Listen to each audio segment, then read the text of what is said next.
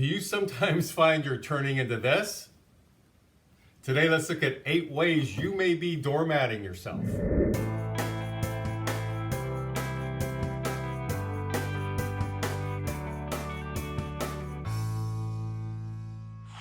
So I was kind of laughing when I did the intro there, but being a doormat is some very serious business. It's very sad, and it can be a coping mechanism that people can carry through an entire lifetime, and I want to talk about that today. 8 ways that you may be becoming a doormat. Let's dissect this a little bit. So for my first example of being a doormat is when we don't matter so much. We turn ourselves inside out for somebody else and we're being stomped on symbolically. So when we know somebody better than we know ourselves, that could be a good thing in some situations. That means we're like this, we're really close. But knowing somebody better than we know ourselves is not always a good thing, because the implication is that we don't know ourselves. It can mean that sometimes. We know everything about everybody else. We can read them.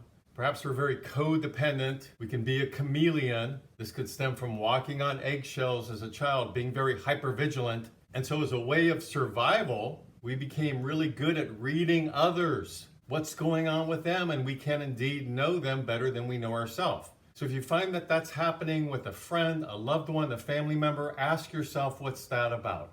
Does it just simply refer to the fact that you're really close, or does it go deeper than that? Number 2, another way of feeling like we're a doormat is we always feel like we're a little boy or a little girl inside. This usually starts in childhood. We never really grow up and claim our own identity, claim ourselves, and that's usually because of childhood trauma of some sort. So if you're a grown adult and you're in a responsible position, perhaps at work or in family dynamics, or you're a leader of some sort, but inside you feel like a little kid, then just simply be aware of that. It doesn't mean you necessarily have to do anything different. You may be a good leader, you may be doing a great job at the workplace, but the feeling inside is very important because that's coming from somewhere, right?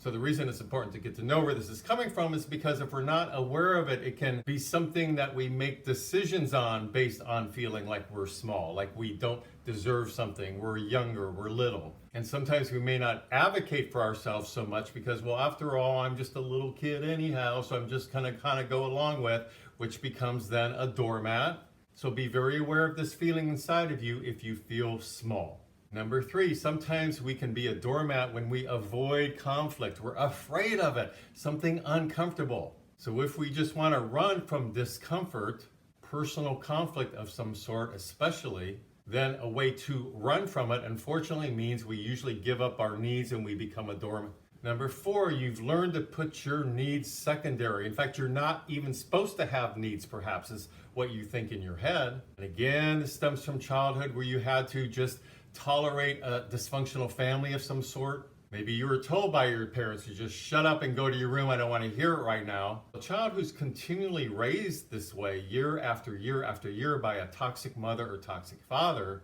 has a good chance they're going to grow up and not feel like they're able to state their needs, or they even should deserve to have needs. And ask yourself, a way to find this out is, what are my needs? In a particular situation, what do you want? What do you need? What do you desire? Then ask yourself where that started, then practice getting to know your needs and then stating them verbally. The number 5 way of becoming a doormat is we're very invested in the false self.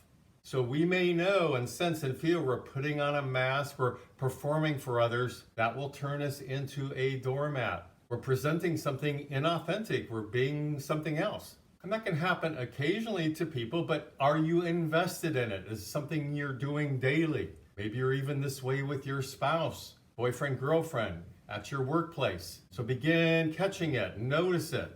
Notice that you're compartmentalizing things and you're just presenting the false self. Therefore, you're invested in it. You're doing it every day. In fact, use that term investing because it'll make it more real for you. And then remind yourself that this is how we become a bit of a doormat. It's not healthy. Begin to integrate the authentic part of yourself into everyday situations is a good first step to begin working on this.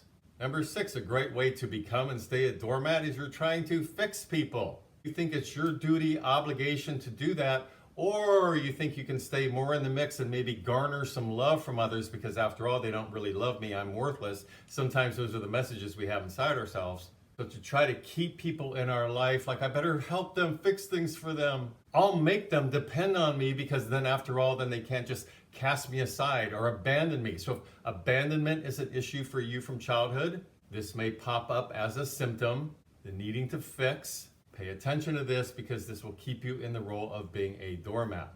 Focus on someone else's needs, trying to fix them instead of looking inward and trying to fix yourself. And this crosses over into number 7. They're both the same a little bit, but number 7 is you don't want to disappoint people. Disappointment's a big one. You find that you swallow and stuff your feelings a lot because if you share them, it's going to disappoint somebody. Maybe this started when you were younger and you didn't want to disappoint your mommy or your daddy.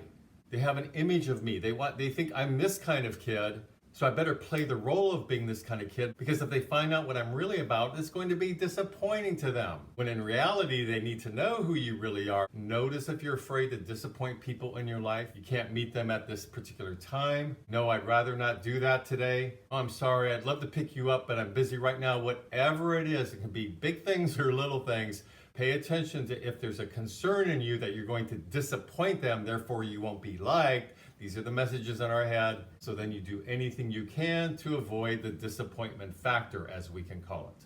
And the number 8 way of becoming or staying a doormat is you settle. You settle for crumbs in your life. You settle for seconds. You're not good enough, so you're just happy to get whatever you can get. And again, this starts in childhood at some point.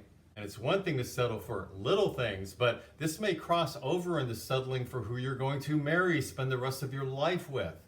This may cross over into not getting advancement at work, getting the pay raises that you deserve. But either way, settling is about taking the crumbs, taking the residue, because we don't feel like we're worth it to claim the first layer, to claim first prize. So are we going to get everything in life that we want? Absolutely not. Life doesn't work that way. Sometimes we may be okay with taking something less than what's considered to be top prize or what we really want. Sometimes we have to be realistic, but there'll be many times when you'll be aware that you could get A or B or C. It's within reach. You could have it, but to avoid the spotlight perhaps, because you don't think much of yourself, your self-worth is low, your self-esteem is low. Everybody's told you you're not good enough, so better just get what I can. Then that may mean you're willing to settle, and once you start settling, it may continue into other areas of your life, and that can mean that you become a bit of a doormat for people, so be very aware of settling and what you're settling for. So I've covered 8 quickie topics here about what it means to be a doormat. Sometimes they can be very subtle ways of doormatting. Ask yourself what it's about, where it stems from. If it stems from childhood trauma, then it's probably time to go into therapy and get a little assistance with this and processing what it's all about so you can begin reducing the amount of times that you stay or become a doormat in your life. Love to hear any thoughts you have. Please leave them in the comment section below. Where are you a doormat in your life? Please let me know about that. I know there's many more examples than my 8. Please subscribe to my mental health YouTube channel if you like these kind of videos. And until next week, this is Bradshaw signing off from Ask a Shrink.